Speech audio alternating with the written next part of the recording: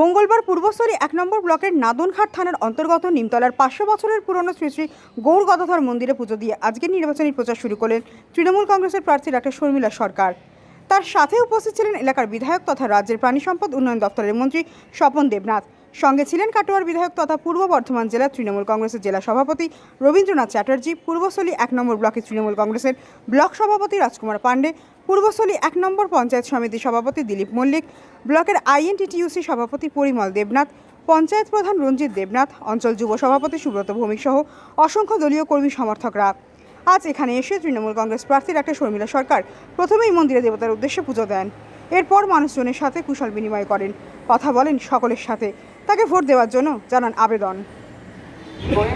আমাদের পরবর্তী কর্মসূচি আছে, আমরা নরোত্তম গোসাইয়ের মন্দিরে যাব, ওখানে উনি শ্রদ্ধার্ঘ্য নিবেদন করবেন।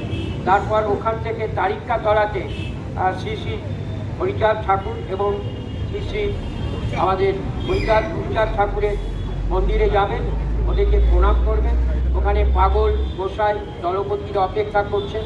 মতুয়া সম্প্রদায়ের মানুষরা তাদের লঙ্কা সিঙ্গানিয়ে অপেক্ষা করছেন, তাকে বরণ করে নেওয়ার পর ওখান থেকে এসে আমরা আমাদের উপপ্রধান শিখা ওর বাড়িতে আমাদের দুপুরে সবার খাওয়ার ব্যবস্থা করেছে। অর্থ গ্রহণ করার পর উনি সবার সঙ্গে মিট করবেন। আপনারা যারা নেতা, এই ব্লকের কর্মী সমর্থক সাধারণ মানুষ, ওই খাওয়ার টেবিলে সবার সঙ্গে দেখা করবেন। তারপরে আমরা ওখানে একটি পথসভা করব, সেইখান থেকে আমরা যাব ধোবাতে আমরা পাবলিক মিটিং করে ছেড়ে দেবো। তার মাঝে যে একটা প্রোগ্রাম আছে, আমি আস্তে আস্তে জানাবো। এখানে সকল নেতৃবৃন্দের সঙ্গে আমি দেখতে পাচ্ছি শ্রাবণী সভাপতি এনেছেন, ওই ব্লকের শান্তিচাল সভাপতিকে আমি দেখতে পেয়েছি, জেলা পরিষদের অপর্ণা, আমাদের আরতি খান সরকার, যে সবাই আছেন।